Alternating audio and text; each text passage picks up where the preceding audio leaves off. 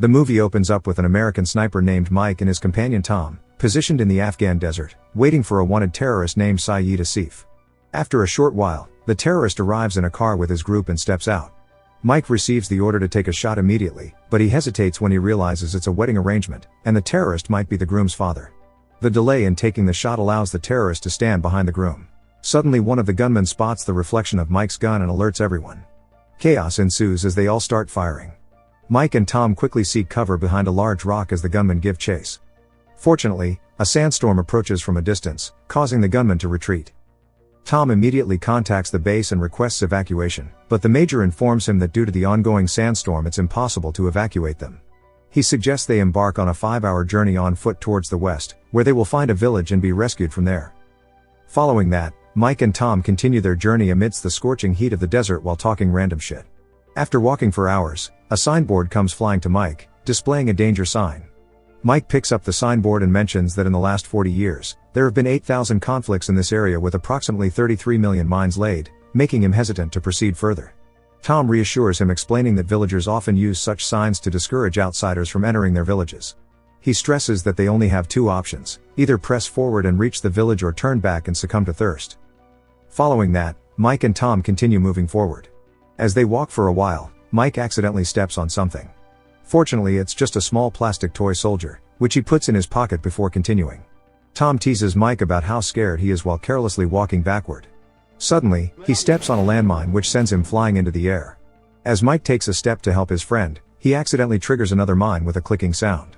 He freezes in shock, realizing that his own foot has set off the mine. Tom has survived the explosion but has lost his legs due to the impact. He injects himself with morphine to bring some relief to his suffering. Mike urgently urges Tom to contact the base for emergency assistance through the radio. However, Tom, still in shock, has lost his mind and struggles to communicate properly over the radio. Unable to see his friend suffering, Mike decides to take a risk and step forward toward Tom, considering the possibility that the mine might be old and rusted and may not detonate. However, Tom strongly advises against it, insisting that Mike must survive no matter what, before choosing to end his suffering by shooting himself. Mike is left with immense grief, realizing that he has lost his best friend and now he is stranded alone in the middle of nowhere. He composes himself and ties his shoelace to a hammer to pull Tom's bag, allowing him to access the radio. However, upon searching the bag, he realizes that there's no battery for the radio inside, and all the batteries are attached to Tom's uniform. Undeterred, Mike employs a portable solar panel to charge an old battery. After successfully charging the radio, Mike contacts the base and explains his situation, urgently requesting immediate help. The major informs him that due to the ongoing sandstorms in various areas of the desert, all their aircraft are grounded, and reaching him is currently impossible. He informs Mike that an Allied convoy will pass by his location in 52 hours and Mike must be ready to signal them for rescue. Additionally, he mentions that as the mine is old, there's a 7% chance it will not detonate if Mike lifts his foot. Mike is left frustrated, wondering how on earth he can stand in the same position for 52 hours, and then sets a 52-hour timer on his watch. Following that, he takes out a protein bar and starts eating. Suddenly the wrapper flies from his hand, and he notices a colossal sandstorm approaching towards him. He immediately puts on his bag and uses his rifle as an anchor on the ground to prevent being swept away by the storm. Once the storm subsides, Mike sees that Tom's corpse is blown towards him. He retrieves the radio's battery from Tom's pocket, but when he looks around, he realizes that the bag containing the radio has been carried away by the wind, leaving him laughing at his fate. Now it's been 9 hours since Mike is standing in the same position in the scorching heat. His water bottle has run dry, and he feels extremely thirsty. Exhausted, he pulls out his gun and fires into the sky, shouting for help, but in the desolate desert, there is no sign of any human presence for miles. Feeling helpless, Mike points his gun towards himself, contemplating an end to his suffering. Just then a Berber appears on the horizon, zigzagging towards him. Mike attempts to communicate with the Berber, warning him about the presence of numerous mines in the desert, but the Berber imitates Mike's actions, seemingly mocking him. This leads Mike to suspect that the Berber is the one who planted these mines, so he directly asks him about it. The Berber replies, "Mine, not mine!" He then steps closer to Mike, who requests that he retrieve the radio from the bag and fill his flask with water. The Berber takes Mike's flask but advises against listening to music, suggesting instead that Mike should step forward and go home before walking away. Mike shouts in frustration that he can't move because he has stepped on a mine, but the Berber instructs him to keep moving before disappearing into the desert. This leads Mike to assume that the Berber is an idiot. After a considerable amount of time passes, the Berber still hasn't returned with the water, compelling Mike to resort to drinking his pee to quench his thirst. Just as he takes a sip, he spots a little girl whom he presumes to be the Berber's daughter, approaching him with a flask in hand. She zigzags towards him and hands the flask filled with water to Mike. Mike quenches his thirst and thanks the girl for bringing water. She shows him a plastic soldier, and Mike reciprocates by revealing a similar plastic soldier he found on the way. Although the girl doesn't understand English, she attempts to communicate using a plastic soldier, suggesting that Mike should take the next step. Mike asks her to hand him the radio from his bag, but the girl struggles to understand him, leading Mike to grow loud, scaring the girl away. As time passes by, evening sets in, and Mike finds himself stranded here for a total of 14 hours. He takes out an energy bar from his bag and starts eating while listening to music. As night falls, Mike lights a fire to ward off the cold and begins to look at pictures of his wife on his phone, remembering the good old days. After a short while, he nods off, only to wake up and find that the fire has gone out. He notices wild dogs are dragging Tom's carcass away to feast on. Suddenly some of the dogs start advancing towards Mike to attack, prompting Mike to shoot at them in self-defense. One of the dogs steps on a mine, causing a powerful explosion that scares away the rest of the pack. The following morning, Berber returns to Mike and tells him that he's very lucky to have survived both the killing heat of the desert and the wild animals at night. He stupidly asks Mike why he stepped on a mine. Why you put foot on mine, eh? Mike responds in frustration that he obviously didn't know the location of mines, unlike the Berber who navigates the area using a zigzag pattern because he knows the location of the mines. The Berber states that he doesn't know the location of the mines, and he walks zigzag to avoid stepping on them. Mike again considers him an idiot but still requests the radio from his bag. The Berber finally brings the radio from the bag but teases him before handing it over.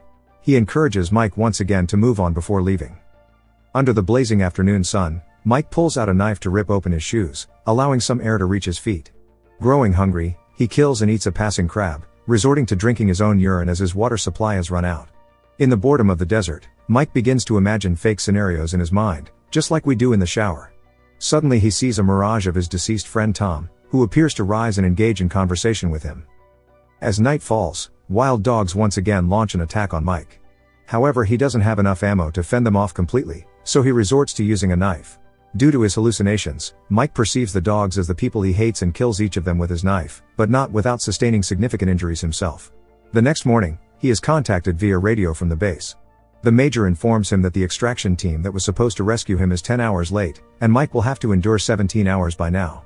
Faced with this news, Mike's spirit shatters, and the major understanding Mike's condition connects him with his wife.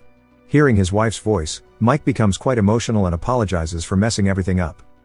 It has been 48 hours since Mike became stranded here, and due to exhaustion he begins to collapse forward, but the Berber arrives just in time and prevents Mike from falling. While applying ointment to Mike's wounds, the Berber shares his own story. He reveals that just like Mike, he had once stepped on a mine, resulting in the loss of one of his legs. Immediately taken to the hospital, he was distressed about his life with one leg. However, at that moment, he heard a song on the radio nearby with the lyrics "You've got to keep moving on," and a nurse approached him with a smile. Something magical happened at that moment as all his worries vanished. After being discharged from the hospital, he went on to find a wife and had many children. He says that he may not be as lucky as Mike, but he is a free man, emphasizing the importance of resilience and moving forward in life. Mike compliments the Berber, stating that he has a lovely daughter and that she has his smile. However, the Berber drops a shocking truth: his daughter had passed away years ago. On that day it wasn't his daughter who brought water for Mike, it was the Berber himself. He goes on to share that they used to extract mines from the ground and sell them in the market, and his daughter was a pro at it. After taking out a mine, they'd put a tin can at the spot to give the impression that all mines were still intact, thus keeping outsiders away. Unfortunately, one day a mine went off accidentally during removal, and his daughter died as a result. The Berber encourages Mike yet again to move on before walking away. As Mike watches him leaving, he witnesses the Berber's daughter walking alongside him, but with a gust of wind, she vanishes because it was merely a mirage. Following that, Mike begins to experience extreme mirages induced by an energy drink the Berber gave him. He witnesses scenes from his childhood home and recalls traumatic memories of his abusive father who used to beat him and his mother, and Mike still hates his dad for this. The mirage then transitions to beautiful moments spent with his wife, reminiscing about the happy times they shared. The visions extend to the first time he met his wife at a restaurant when he saved her from troublemakers. The emotional journey takes a poignant turn as Mike remembers the final moments of his mother's life, bringing tears to his eyes. Moments later, Mike spots the extraction convoy passing in the distance.